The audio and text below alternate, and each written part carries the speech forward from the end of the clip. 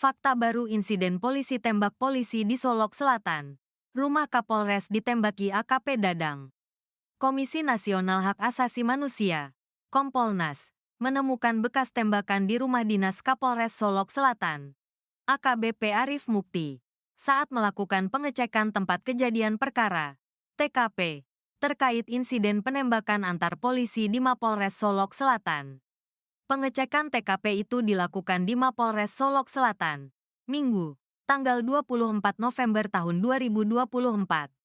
Ketua Harian Kompolnas, Irjen Pol. Purn. Arief Wicaksono Sudiutomo, menjelaskan insiden penembakan terjadi pada Jumat, tanggal 22 November tahun 2024. Dalam peristiwa ini, tersangka, AKP Dadang Iskandar, Kabak Ops Polres Solok Selatan, menembak AKP Rianto Ulil Ansar, Kasat Reskrim Polres Solok Selatan, di halaman parkir Mapolres. Arief menjelaskan, saat penembakan terjadi, AKP Rianto hendak keluar untuk mengambil handphone. Diawali di Mapolres Solok Selatan, Kasat Reskrim mau keluar ambil HP. Setelah saya lihat rumah Kasat almarhum dengan Kabak Ops berdampingan. Jadi dengan tindakan hukum yang dilakukan oleh Kasat dia, tersangka, tak nyaman, mendatangi, diajak ngomong, ungkapnya. Kemudian, ketika AKP Rianto keluar, AKP Dadang Iskandar langsung menembak dari jarak dekat. Begitu, korban ambil HP keluar dari ruangan. Di situ dieksekusi dari jarak dekat. Peluru nembus kepala, nembus ke mobil, ke tembok. Dan itu, peluru, sudah dikumpulkan semua saat olah TKP tim Inafis, bebernya. Setelah mengecek lokasi penembakan, rombongan Kompolnas juga melakukan inspeksi di rumah dinas Kapolres Solok Selatan AKBP Arif Mukti. Dari hasil pemeriksaan, ditemukan 3 bekas tembakan di jendela kamar dan 1 peluru menembus tempat tidur. Yang ada bekas itu kaca depan. Itu tembus sampai ke kursi tamu. Lalu di tempat tidur, ini ada kacanya. Kaca pertama, kaca kedua, 3 tembakan, jendela kamar. Terus saya cek ke dalam tempat tidurnya kena, bolong, imbuhnya.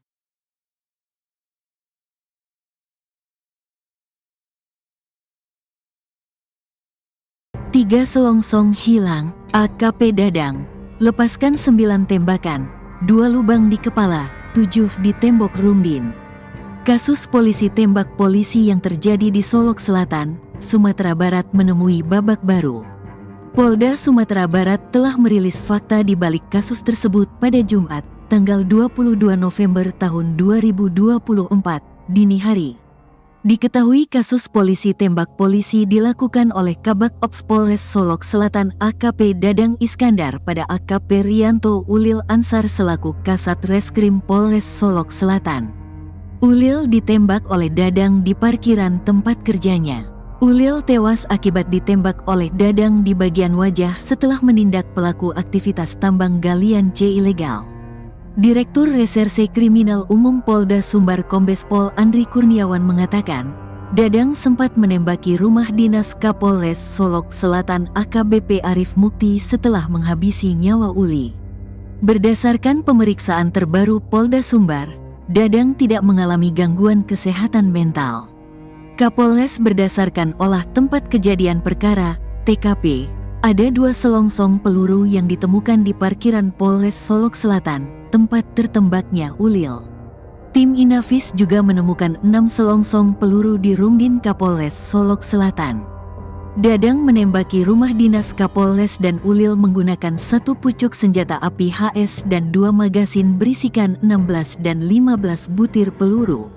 Polisi juga menemukan 11 butir peluru yang belum dimasukkan ke magasin.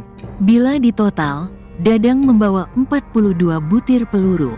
Selongsong kami temukan hanya 6 butir di rumah Kapolres, tapi lubang bekas tembakan ditemukan ada 7 titik. Jumlah lubang total 9 titik, 2 di korban, 7 di rumah Kapolres, ujar Andri dikutip dari kompas.id, Sabtu, tanggal 23 November tahun 2024. Andri menyampaikan, Rumdin Kapolres ditembaki oleh Dadang pukul 0.15 waktu Indonesia Barat. Lokasi ini berjarak 20-25 meter dari markas Polres Solok Selatan. Saat Dadang melakukan penembakan, Arif sedang berada di Rumdin, namun ia tidak bertemu dengan pelaku dan tidak ada korban maupun saksinya. Sementara ini, hasil olah TKP tidak ada, satu arah saja penembakannya. Ini akan kami lakukan pendalaman kepada tersangka nantinya, jelas Andri.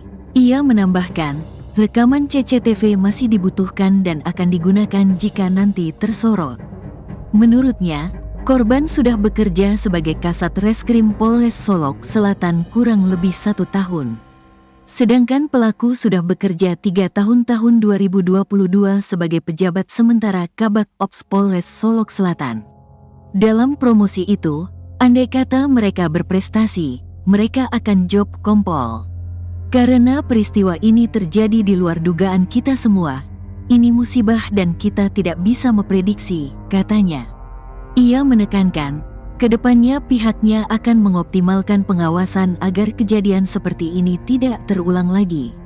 Suharyono bilang berdasarkan hasil visum, pelaku diduga menembak sebanyak 2 kali dan mengenai pelipis dan pipi korban. Memang benar ada tembakan. Diperkirakan kalau dari hasil visum dokter itu 2 kali, tembakan mengenai bagian pelipis dan pipi. Lalu menembus bagian tengkuk, katanya. Kapolda mengatakan, pelaku diduga menembak korban dari jarak dekat. Saat itu, AKP Rianto dan penyidik Satreskrim sedang memeriksa tersangka pelaku tambang ilegal galian C sekitar pukul 0.15 waktu Indonesia Barat. Korban bermaksud mengambil handphone di kendaraannya. Korban diduga diikuti oleh pelaku dan ditembak dengan cara yang sangat tidak manusiawi dan tewas ditembak, katanya. Tapi apapun, dugaan motif masih dalam pendalaman, kita juga belum menyimpulkan. Pendalaman pasti akan mengaitkan dengan peristiwa sebelumnya dan apa yang terjadi sebenarnya, tambahnya. AKP Dadang Iskandar menyerahkan diri sekitar pukul 3.30 waktu Indonesia Barat, atau lebih kurang 3 jam setelah kejadian penembakan di halaman parkir Polres Solok Selatan.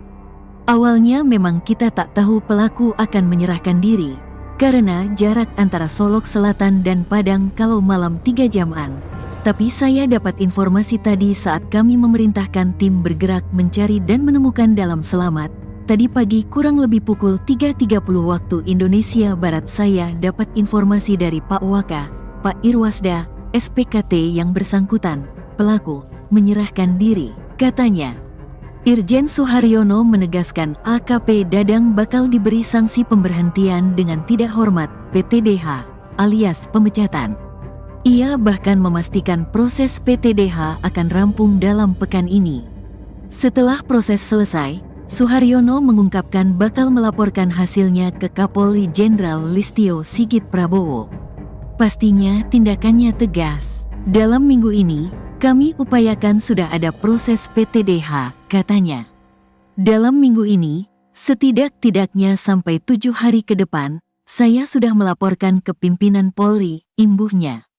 Suharyono juga menyebut Kapolri menginginkan adanya tindakan tegas bagi pihak-pihak yang berupaya melakukan perintangan penyidikan atau obstruction of justice.